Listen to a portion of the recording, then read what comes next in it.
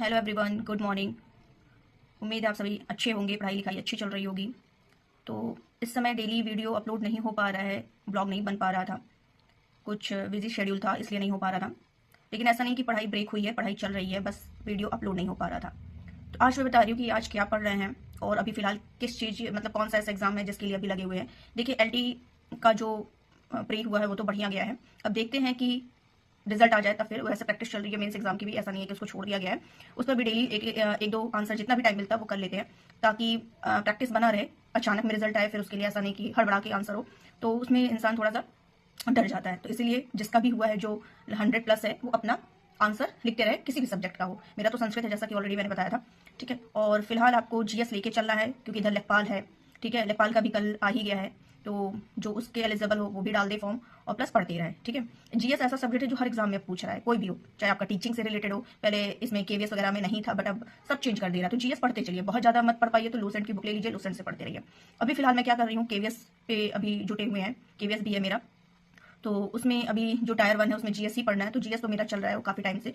तो अभी जो आज का टॉपिक है, आज का जो टारगेट था जो मैं पढ़ रही हूँ वो है बाबर और हुमायूं, शेरशाह। ये 3 टॉपिक आज क्लियर करना है, टॉपिक को कवर करना है। साथ ही जो साइंस में है वो है रक्त और परिसंचरण तंत्र पढ़ेंगे। इसमें बहुत ज़्यादा मैं नहीं पढ़ती हूँ साइंस में, साइंस में जो पीवाईक्यूज होते हैं वही मैं सॉल्व करती हूँ, तो ये पढ़ लेंगे आज एक दो चैप्टर। और प्रजनन तंत्र, रिप्रोडक्टिव सिस्टम, ये 2 टॉपिक इसमें कवर करेंगे।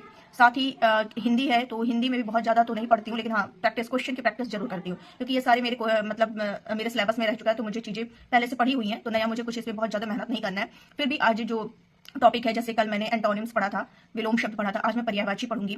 तो बस रिवीजन चल रहा है, सारे टॉपिक कवर करने पड़ते हैं, संस्कृत का आंसर लिखना ही रहता है, तो ये चीज़ हो गया।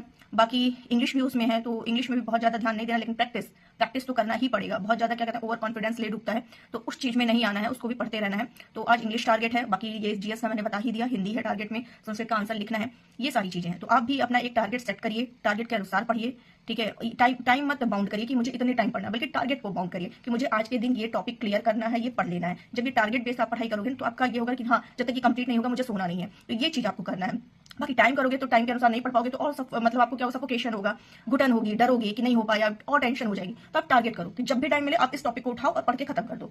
10 मिनट ब्रेक लो, 20 मिनट लो, 2 घंटे लो, 4 घंटे लो, क्योंकि आज के मतलब आज के टाइम में लोगों का जो शेड्यूल है वो काफी बिजी हो चुका है, ठीक है। जो घर पे है वो तो पढ़ ले रहे हैं, जो नहीं रह पा रहे वो नहीं पढ़ पा रहे हैं, जो ऑफिस कर रहे हैं या कहीं कोई जॉब कर रहे हैं, इस तरीके से। तो इसलिए टारगेट बेस्ड पढ़ाई करिए, टाइम बाउंड मत रखिए, ठीक है। और लेकिन पढ़िए, थोड़ा ही पढ़िए बट कंटिन्यू डेली बेस आपकी स्टडी होनी चाहिए। अगर सर हाँ ये कहते हैं कि रोज पढ़ रही है तो सक्सेस क्यों नहीं हो रहा है, क्यों नहीं सफलता मिल रही, तो ये मेरे हाथ में नहीं है, हमारे हाथ में क्या है, मेहनत करना। तो हम खाली मेहनत करेंगे, बाकी भगवान की मर्जी। क्या कहेंगे।